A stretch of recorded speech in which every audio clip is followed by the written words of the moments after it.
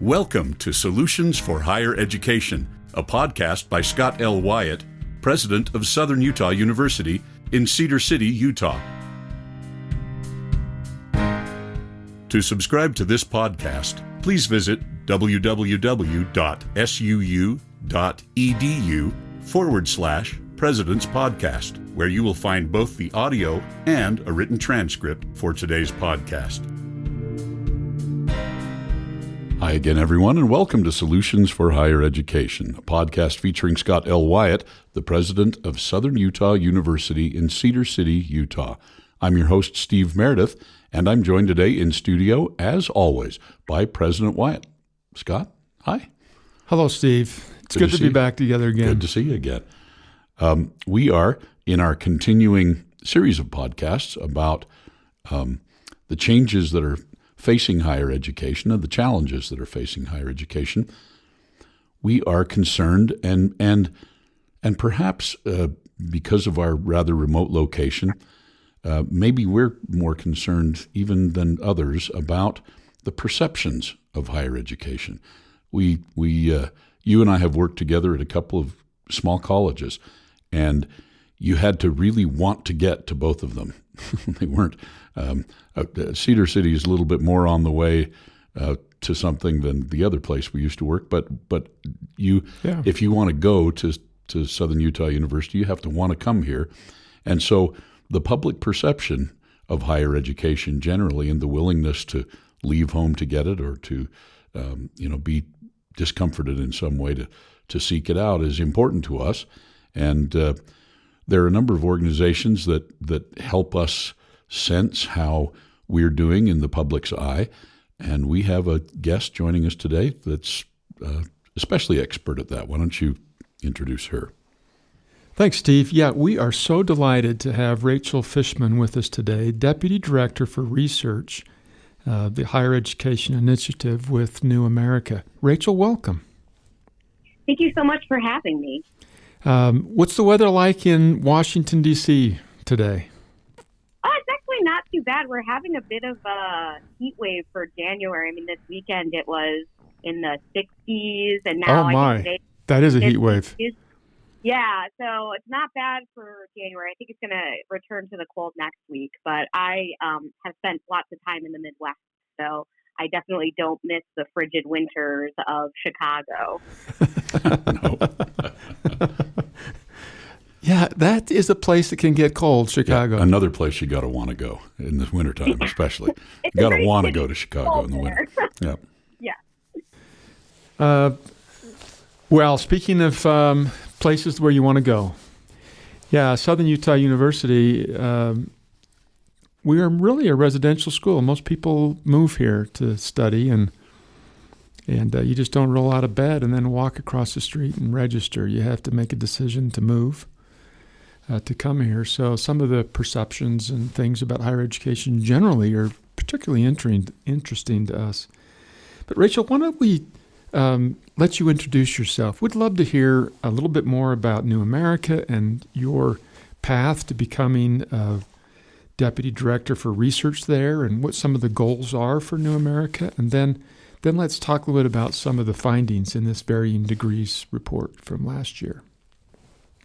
Sure. So I've been at New America now for 7 or 8 years. I've actually started losing track, which by Washington, D.C. standards is really quite a long tenure. New America is a public policy institute located in downtown Washington, D.C. Yeah, if you've been there 8 years, that's 2 presidencies. That's pretty good for D.C. That is good for D.C. That's right. So, that's both terms. Exactly. And it spans like a lot of sort of an important segment of my life. So I haven't been deputy director for 8 years. I've been, I started as, sort of the entry-level, mid-level policy analyst. And my knowledge and my role within the team has just grown and changed over the 8 years. And I haven't wanted to leave because the work that we accomplish here really invigorates me every day. And it's like every day I kind of wake up and I'm like, what am I going to do today at work? And I'm glad to see my colleagues. And it's such a great team and we really learn from one another. I mean, New America is actually quite large. It's over 150 people, and we look at all sorts of policies, domestic policies, foreign policies. We have like a very large open technology institute that looks at tech, but we also have our largest program, which is education, and I sit within the higher education initiative. But really, we look at education policies. We have an early education team all the way through higher education, and we have a separate but overlapping workforce team that looks at not only sort of the degrees and workforce initiatives that are going on in the United States, but also looks at apprenticeships, which is, given the current administration, is very important. So, I mean, I became policy analyst under the Obama administration, and now we're in the Trump administration, and now we have, this policy playing out in the background of the Democratic primaries. And so it's been just a really interesting time to be in D.C. Tell us about the Varying Degrees report from 2019. Yeah, sure. So every year for the past 3 years, we have done a survey that is nationally representative about Americans' perceptions and knowledge of higher education. We really wanted to get an idea of how Americans feel about higher education, how we should hold it accountable, if at all, how it should be funded, who should be the primary funder, whether it's a social good or a private good. We also ask a lot of questions about people's knowledge of higher education, how old they think the average student is, how many people do they think are borrowing loans, questions like that, just to get an idea, or whose loans are in default, just to get an idea of where people's perceptions meet with reality. Do people really understand what today's college students look like? Because we know that today's college students are actually a much more diverse group than people realize or recognize, and we have to make policies that meet these students where they are. What are you seeing as the changes? What are the trends in the perceptions? The trends have stayed relatively stagnant over the past 3 years, and we have, we just like any good research, the research has evolved over the years, and we've really tried to hone the questions and make sure we're asking the things that we really want to ask. But in general, there is a sense that higher education is just not fine the way it is. There's a lot of concerns about affordability and access. And then there's sort of a divergent viewpoint among Democrats and Republicans because I sit in Washington, D.C., and so we're often very concerned about what's happening with these policy conversations. So when we look at differences between Republicans and Democrats, there's a divergent viewpoint over whether that Democrats view higher education more as a good for society and Republicans view it more as a private good that is an individual benefit. And so it's interesting seeing those interplay of answers year over year and seeing how people are kind of steadfast in their opinions, even as I think the higher education affordability question and even what's going on in the primaries right now with, today Elizabeth Warren just announced that if she becomes president, she's going to use executive power to basically forgive lots of debt of Americans, lots of student loan debt. And so it's interesting to see that play out on the survey and see people dig in on their opinions. Yeah, everybody that just finished making their last payment is going to be frustrated with that. Yeah. I think there's a lot of questions about the legality of doing things through executive order, as there is questions of the Trump administration and how they're interpreting the education department is interpreting. So it has been an interesting day of sort of how would we do this and why would we do it this way, and is that even a good idea? Since we're talking about since you brought that up, I'm looking at your report, and what's one of the things that's interesting to me is the comparison between opinions between Democrats and Republicans. And the one chart in particular, Republicans seem to be more confident that they can find good, stable jobs with only a high school diploma than do Democrats. Yeah. And I think that also feeds into their belief that higher education is a private good. So, or it's just a private good for individual benefit. They're more likely to say that as well. And I think that just goes to show that if you already think it's a private good with individual benefit, and you already think, you can find a job with only a high school degree, then your ideas surrounding funding or free college or forgiving all debt are going to be influenced by those opinions, by those perceptions. Well, right, because why should you be taxed to pay somebody else's student loan if you yourself did not take advantage of going to college or university and don't think that's a necessary thing, correct? I mean, that's one of the ways that people might think about that. Yeah, there's a couple interesting things going on here. One is that almost everybody, it's really neck and neck when you look at the data for this question. There are lots of well-paying, stable jobs that people can find with only a high school diploma or GED. Actually, most people agree with that. Most of the general public, I think it's something like 62%. Yeah. We've tried to ask this question a number of different ways. We're always shocked at the response. I think the year before this, the way we asked the question is basically it was something like there are lots of well-paying, stable jobs that people can find if you don't have a college degree or something like that. And then people agreed with that, and we thought that was kind of a weird answer. And so my thought was last year how we could ask it was basically, is there lots of well-paying, stable jobs that people can find with only a high school diploma or GED? And going into fields with that question, I think all of us were like, there's no way people agree to this question. Like, there's no way people think you can find well-paying, stable jobs with only a high school diploma or a GED. And we were absolutely floored to see the responses that people actually think that this is true. And so we're trying to figure out what is going on with this question, because all the actual data we have out there about educational attainment and income and job stability proves this is not true. This is a really weird disconnect between the American public and what the data show us on the ground about earnings and educational attainment, and the types of jobs people have. So this year we're asking the question, we're actually about to go into field again with this survey. So it's going to go into field at the end of this month or the beginning of February.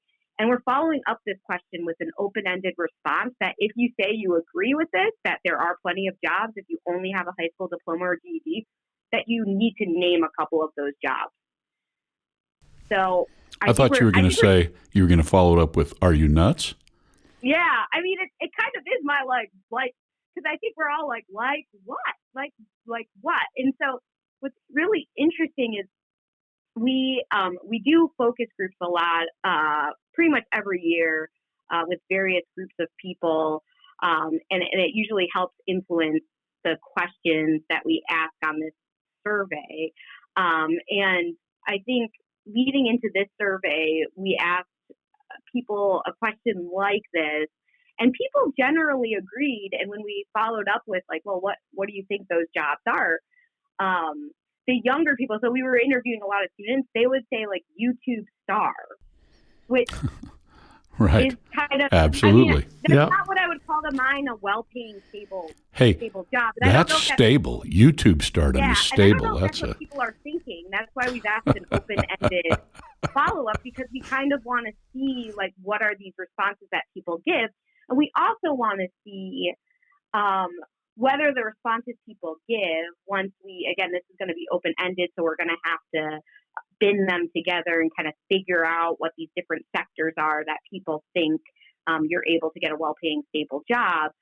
But it could also be the case, I mean, it might be like sort of these one-off, like, well, you could be a YouTube star, like anyone can make it in America. But it could also be that a lot of people think that certain jobs don't require post-secondary education. They might really be, even though we say on the survey repeatedly that when we mention education beyond high school, we're talking about all educational opportunities, not just, associate's degrees, bachelor's degrees, and beyond. So I'll be interested to see if people list things that actually do require a degree, and people didn't realize that, or some sort of like post-secondary credential, and people didn't realize that when they answer the question that there are plenty of jobs, that the jobs they end up listing actually do require post-secondary education. Yeah, and what does it mean by lots? There are lots of I know, that's always the thing. That's always the thing. Like, we tried to make it very general, like lots of well-paying, stable jobs, to see if, that's why we're still like, how did 60-something% of people think that this is true? Because it just doesn't add up to me. No, it's interesting. 50% of Democrats agree with that statement, that there are lots of well-paying, stable jobs. Yeah, it's still in the majority, right? It's like right on the cusp. But 76% of Republicans agree with that. So it's a substantial difference. It's a substantial difference, but there's still this general belief, and we just don't know what to do with this finding. Like, there's just, especially because, again, we are very transparent on this survey about what we mean by educational opportunities after high school, and we're very clear with this question that we mean you would stop with only a high school diploma or GED. Another question we've added to help us understand the finding of this question a little bit better is one. We have a question that we asked later on in the survey that is the comfort level of someone themselves, going into higher education, or recommending a pathway of higher education to their children. And as it turns out, like, most people would recommend their children pursue a degree. We ask it about associate's degrees, about bachelor's degrees, about apprenticeships, about technical certificates, and like everybody sort of has this positive feeling about recommending it to their own child or for themselves. And that holds true for Republicans and Democrats. So despite this sort of feeling that there's lots of well-paying, stable jobs, people actually kind of recommend to their family members that they should go pursue higher education, despite this finding. This year, we've added to that battery. We've added that, like, would you recommend a child of yours or to just stop with a high school diploma or GED? So is it that people feel, we're trying to get a sense, is it that people feel that for others there are lots of well-paying, stable jobs that people can find with only a high school diploma or GED? Or is it, and then once you personalize it, people are like, but heck no, I would never recommend my own child just stop with that degree. So again, this will be really interesting to see and sort of, dig a little further into the nuance of how people are actually perceiving education beyond high school. The one thing that I liked about your study is that there just seems like there's been so much press, so much news about questions of the return on investment and the value of a higher education degree and all that kind of stuff. But looking at your data, it kind of restores a little hope for me, because it's really high percentages of people. It's not only that, you see this divergence between the Democrats and Republicans over the social good, private good, which I think makes a lot of sense, given just the general where both like Democrats and Republicans fit on this issue in general. But when you look at the funding questions we've asked, both Democrats and Republicans support investment in higher education from both states, from the federal government. They actually feel very positively about their local institutions.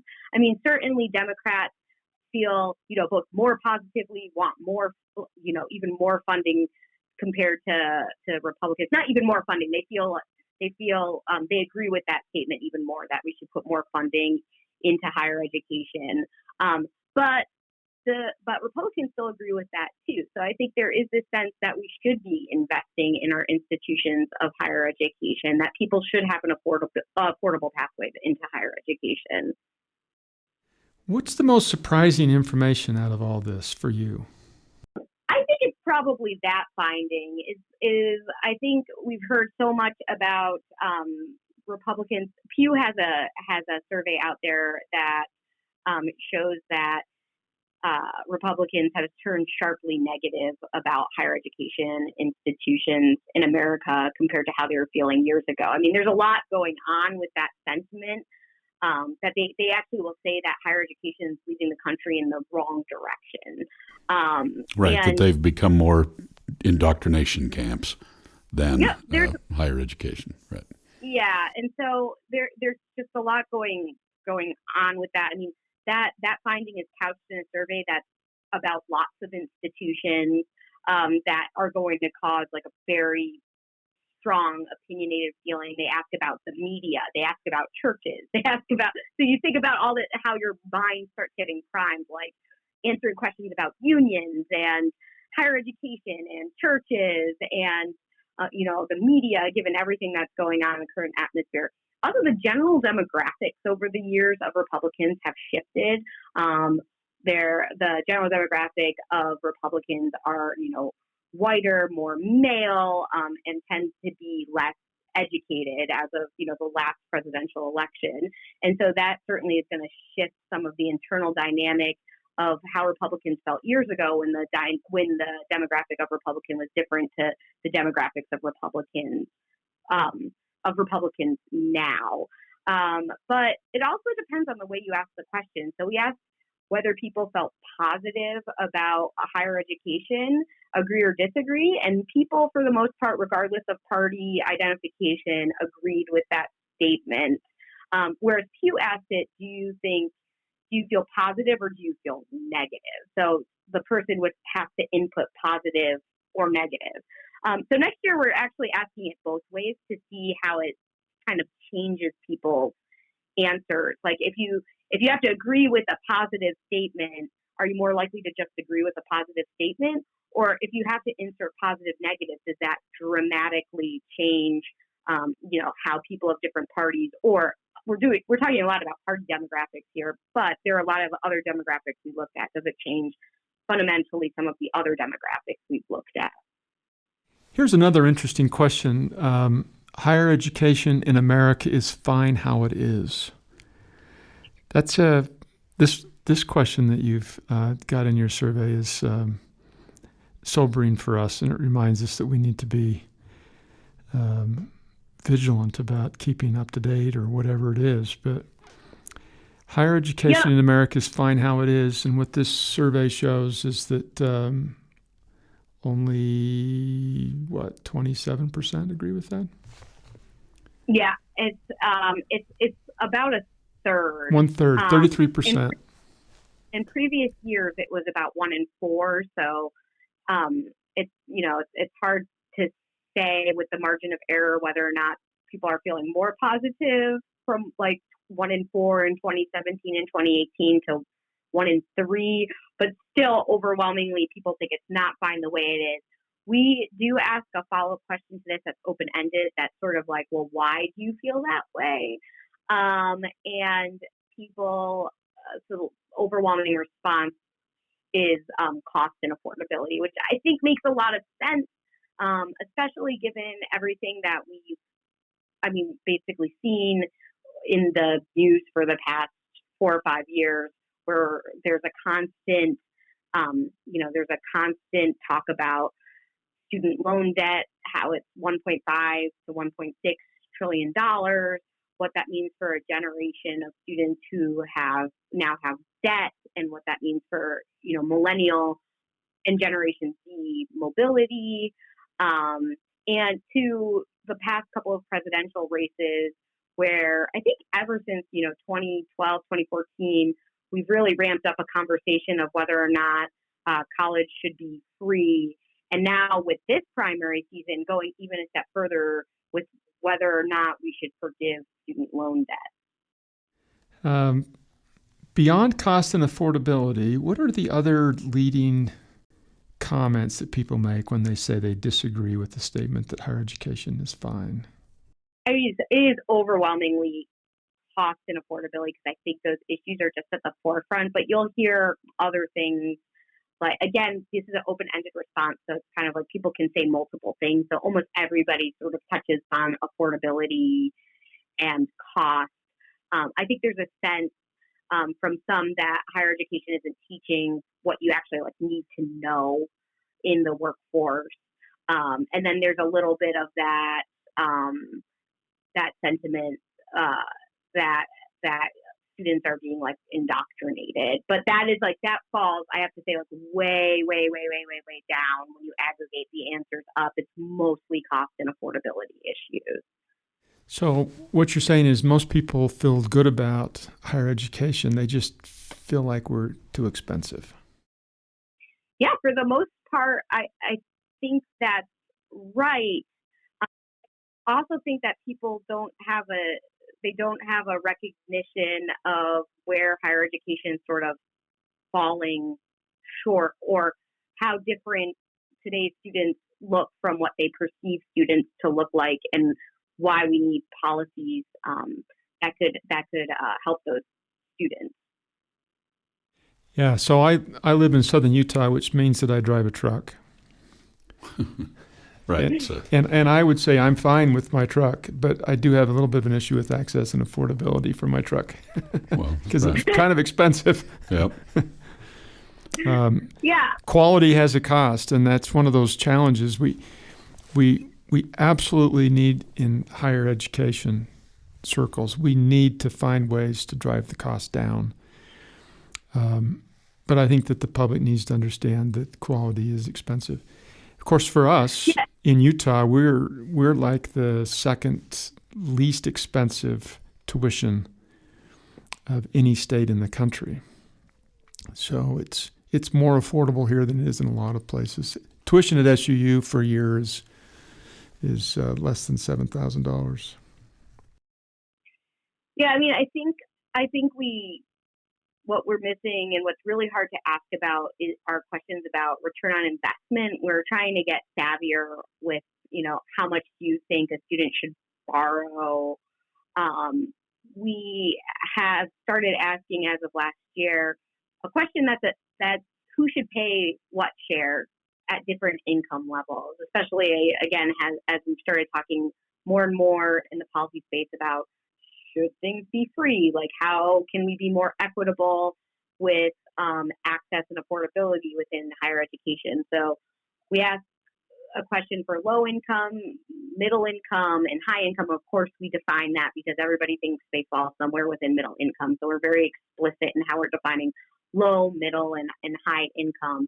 And we asked, who should pay what share, who should pay the most out of all the actors, and who should pay the least for each of those income categories, which I found to be very fascinating.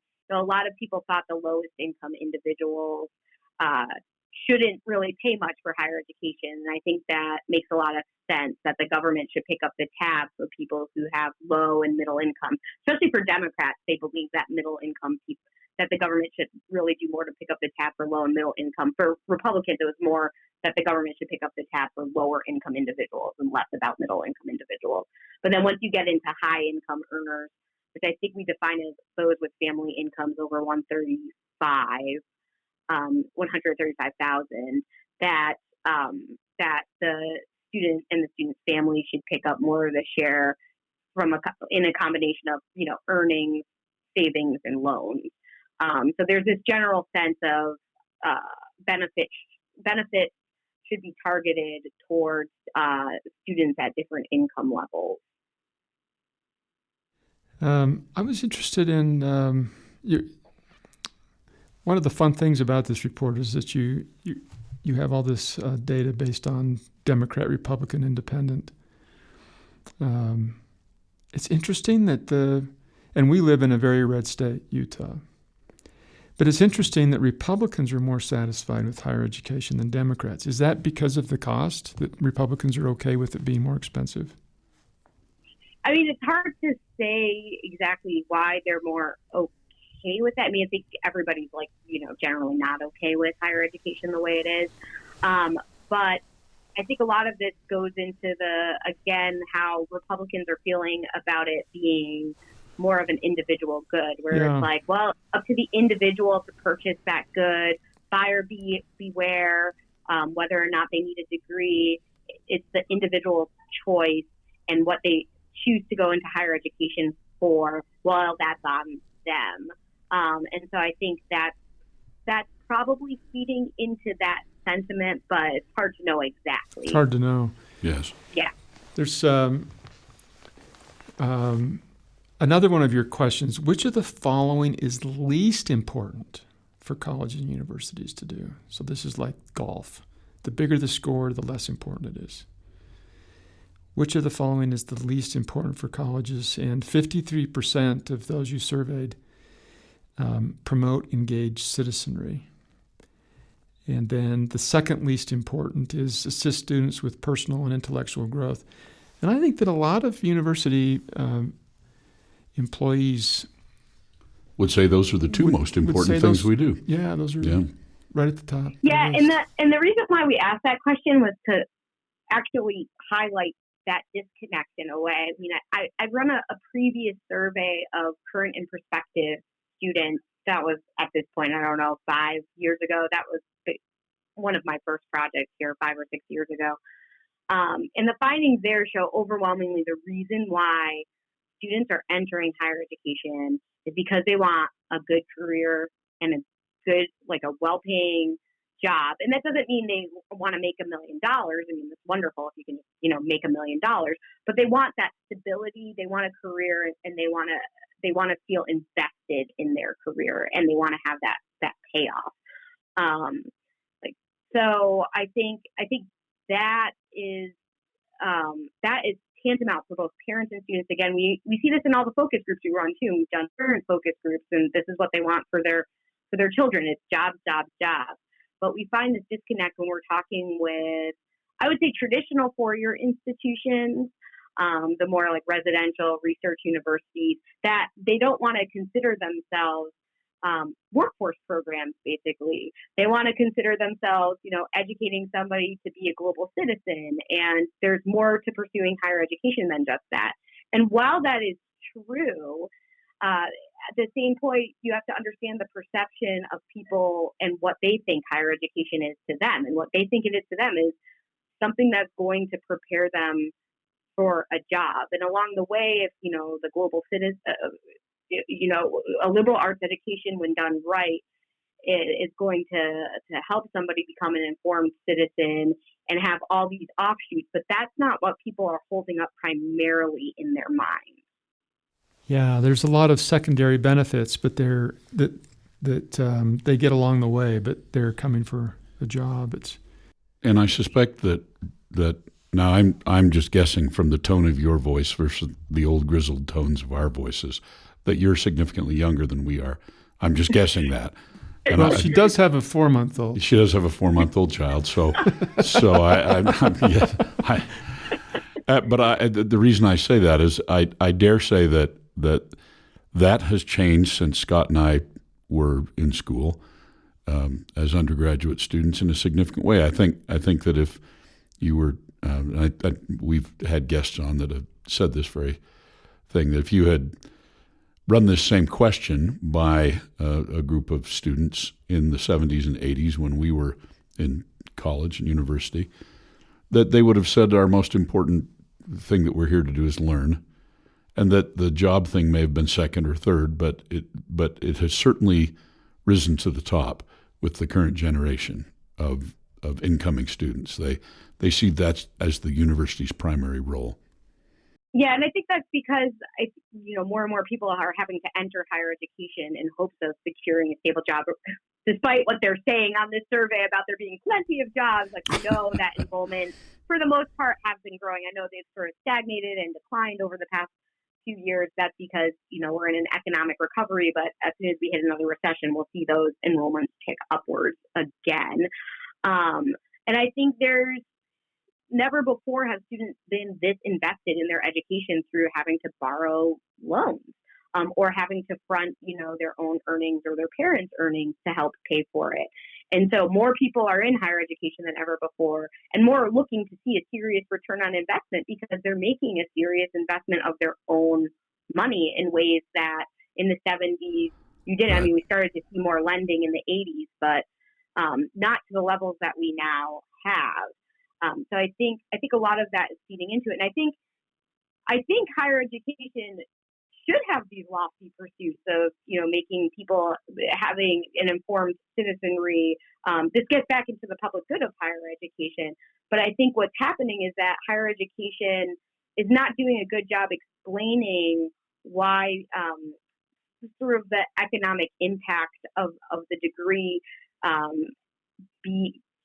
why liberal arts, why you would take in a 4-year degree, why you would have both depth of a major and breadth of all the other requirements that you have to do. I think, students in our focus groups are always like, why do I have to take, women's studies 101? And it's like, because that's going to give you so much, it's going to open your world to being able to think critically on your feet and connect things in different ways that you might not understand now. But instead, they're just like, why do I have to do all these arbitrary requirements? I could be in and out of school much more quickly, and I wouldn't have to go into as much debt.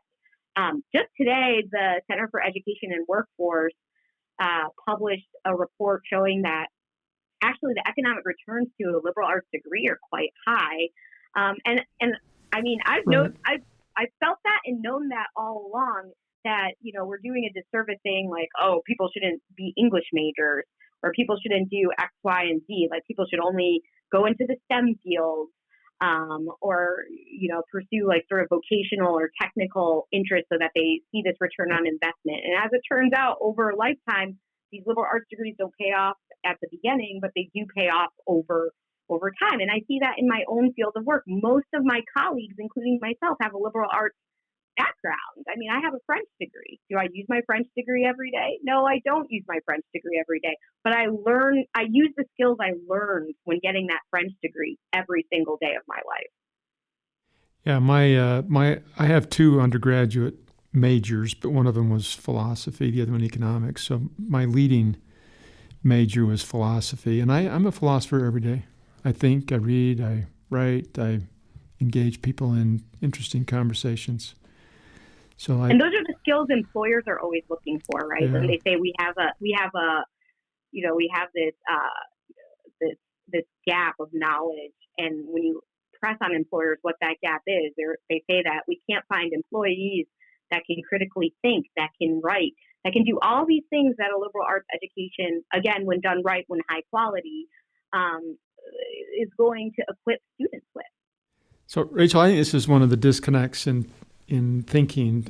We certainly see it as something that freshmen struggle with a bit, and I think the public generally, but we should stop thinking about majors and thinking about careers or goals, because, for example, if you want to be an accountant, you've got a path. You probably have to have an accounting degree. But if you want to be a researcher at a think tank, you've got a whole variety of degrees that you can take.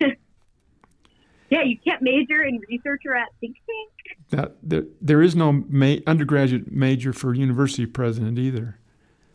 Right, no. Exactly. So you say, this is what I want to do. Okay, that's the career I want. These are the options for majors, and then you pursue your major to get your career. Instead of, a lot of people say, I want to major in whatever, history, but I don't know what I want to do with that. Yeah.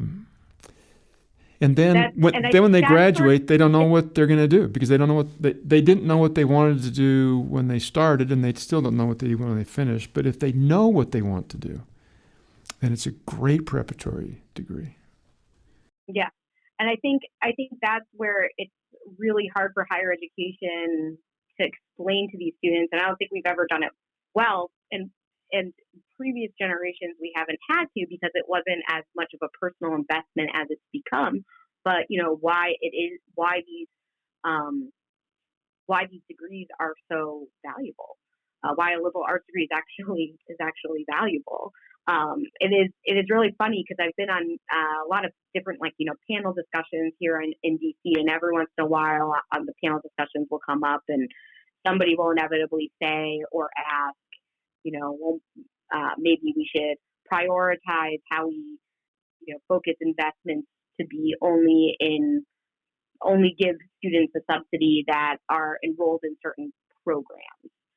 And I just think that's, losing the forest for the trees, So it's I sit on the panel and I usually ask after somebody asks something like that or says something like that, I say, well, what do you have your degree in? Right. What's your undergraduate degree in? Who in this room, who in this room has a degree that's basically from like the social sciences or liberal arts? Even if you went to I went to the University of Wisconsin, which is a huge research university.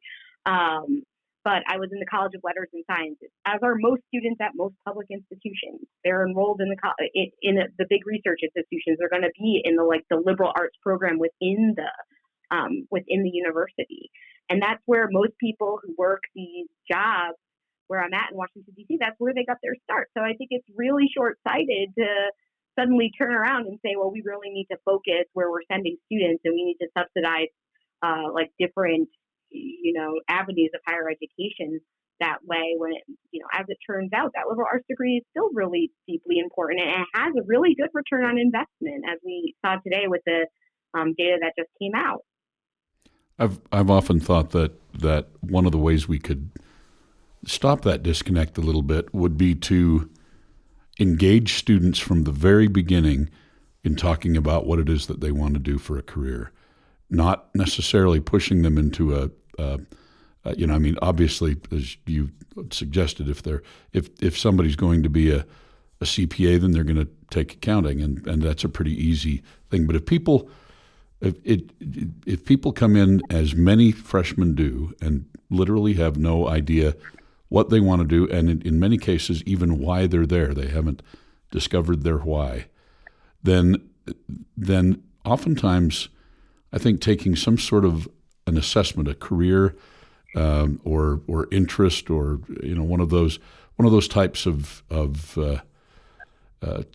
tests that are given can help focus people's thinking. I think, President, we're actually considering having a battery of those things for our incoming freshmen, aren't we? To get them thinking about where it is that they want to end up. So if they say college president, or if they say researcher at think tank, or if they say washed up unemployed musician, which is what I am, then they know how to get there, or at least that they can see that there are a number of pathways in the cases, because my undergrad is in music, Scott's is in philosophy, yours is in French, and none of those things would have been considered necessarily as direct. In fact, I dare say our path, the longer that you live your life, the more circuitous your path becomes. And so it's actually a great idea to know what you'd like to end up doing, and seeing that there are a number of ways to get there, I think. Is that fair? I think it's also important to, I think too,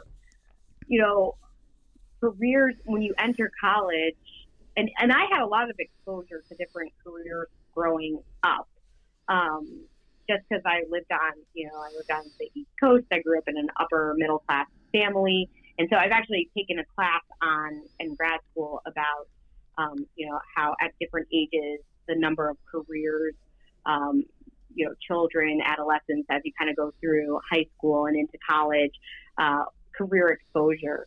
And even though I was sort of in that category that probably had exposure to more different types of careers than others because of the educational attainment of my parents, and the income level and where I grew up, I still, my eyes were opened when I went to college and university to discover there are all these jobs I never knew anything about.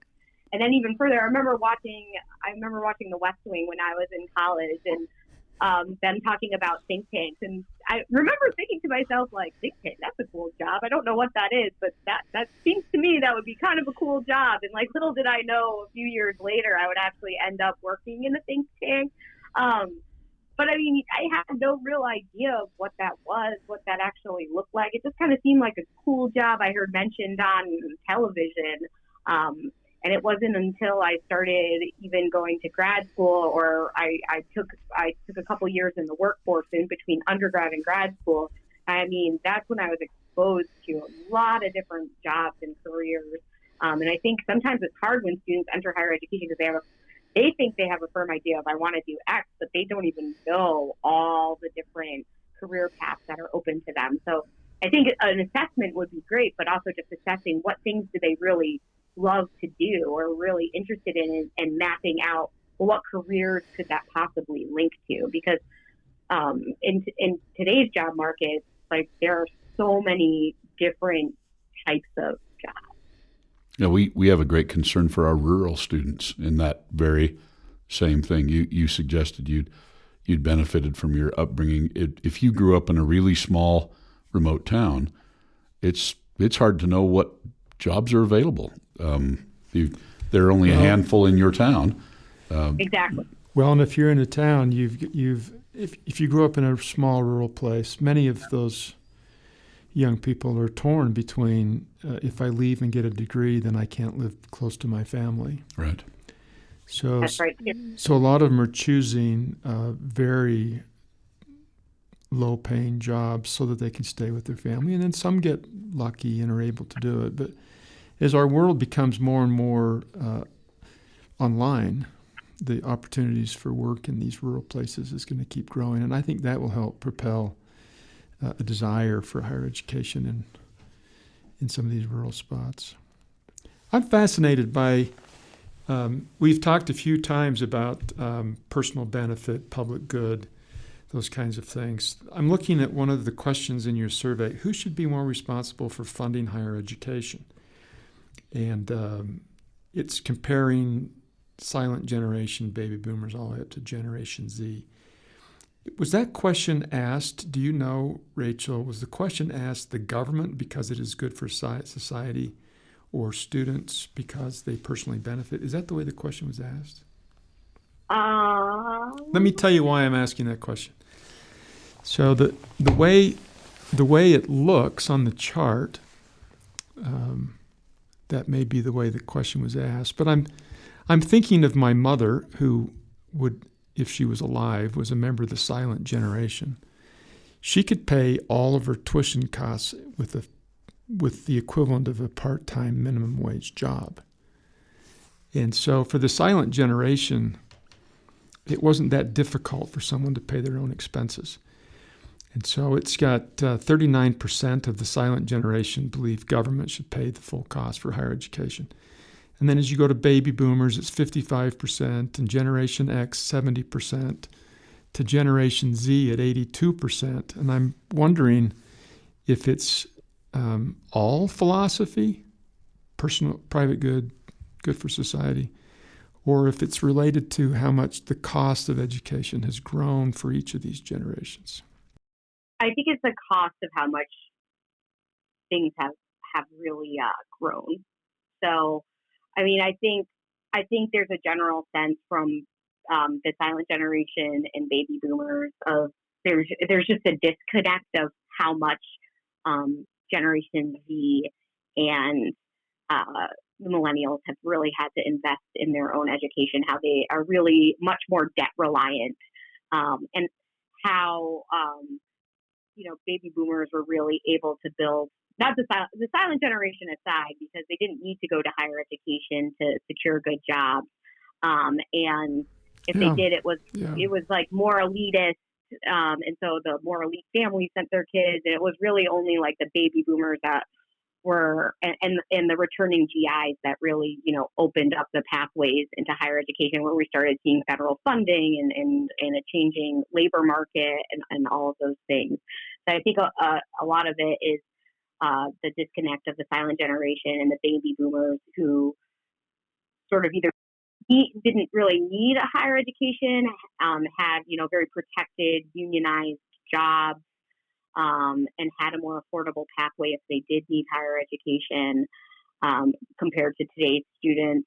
I know, Representative Virginia Fox, who has been chair of the Education Committee in the House when the Republicans were last in power, and and now she's ranking member. I mean, she had a statement a few years ago that was basically like, kids these days are really like complaining about higher education. And when I was their age, I just worked my way through like the University of North Carolina at Chapel Hill, and these kids just kind of have to help themselves. And I looked up how expensive it was for her to attend the University of North Carolina at Chapel Hill back when she attended it. And as it turned out, like, she'd only have to work basically part-time to cover her tuition. Yep. Whereas, like, you could work more than 40 hours a week right now as a student at minimum wage, and you would not even come close to covering just the tuition bill, not to mention living expenses at UNC Chapel Hill.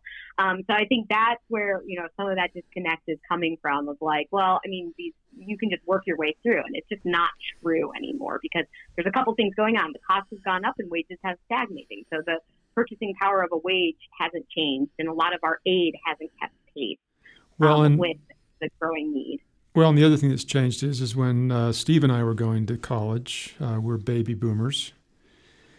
The state was paying about 70% of the costs, and tuition was paying about 30%. And today it's, at least in our state, the state is now paying just under 50% of the cost. But in many states... And we're a good state, yeah. Yeah, and we're a great state. So in a lot of states, the percent of it is continually dropping. Yep. So you have more people entering, less money to go around, and you see sort of this cyclical recovery with every recession. The state loses some investment and then it increases, but it just never comes back to the previous level. So then another recession hits, and it just takes more money away from the system, and all of that money never usually returns.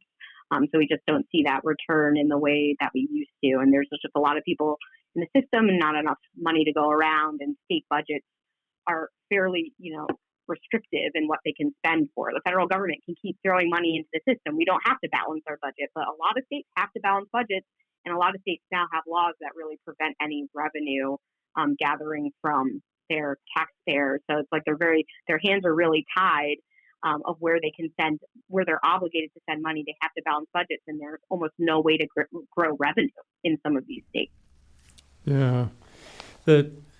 One of the most striking differences is, and we've talked about this a bunch of times, but in thinking about who's supposed to pay for the funding, who's funding higher education, Democrats, 80% of Democrats answered your survey that government should pay the cost, whereas Republicans, it's only 37%.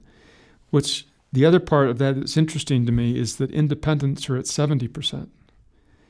So if these trends continue to hold, with each younger generation believing more strongly that government should pay, and with independents being on the government should pay side, we may actually see some changes in funding in the future, even though it appears as though the funding has been going in the other direction. Yeah, I mean, I think this goes back to the talk at the federal level of like, I don't think we're going to see state funding ever return to the levels where it once was. The only way that'll happen is if there is this federal state partnership investment, and that's what a lot of the Democratic candidates are calling for. And I think there's this general sense of something needs to change with higher education on both sides of the aisle to make it more affordable, make it more accessible. But there's differing opinions of what that should look like. And even, among Democrats, like, where do you set that bar of, if you have free, where do you set that bar? And how would we accomplish something like that? Yeah. Well, this has been absolutely fascinating. We could keep going. We will put, Steve, we're going to put this study online, I think, aren't we? We are. We'll have a link to the Varying Degrees 2019 report on our website, if that's all right with you, Rachel.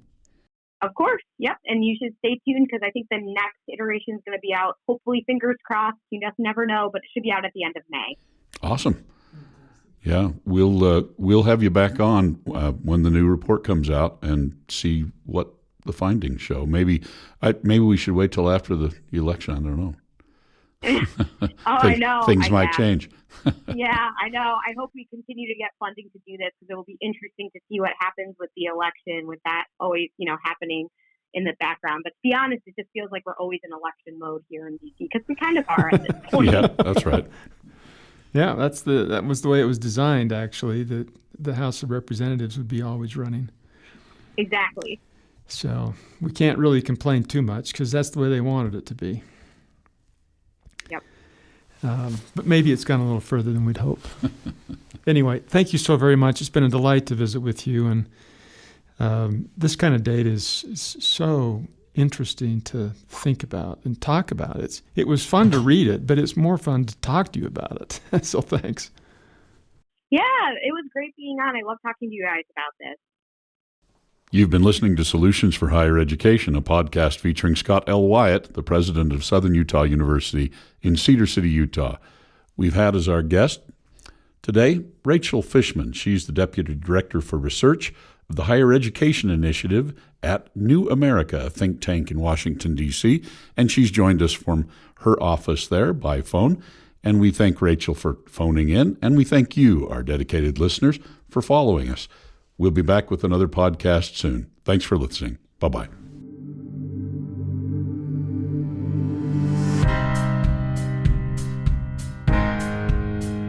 Thanks for listening to Solutions for Higher Education. To subscribe to this podcast, please visit www.suu.edu/President's Podcast, where you will find both the audio and a written transcript of today's podcast. The original music for this podcast was composed by Jack Barton, a master's degree student in music technology at SUU. For more information about Southern Utah University, please visit www.suu.edu.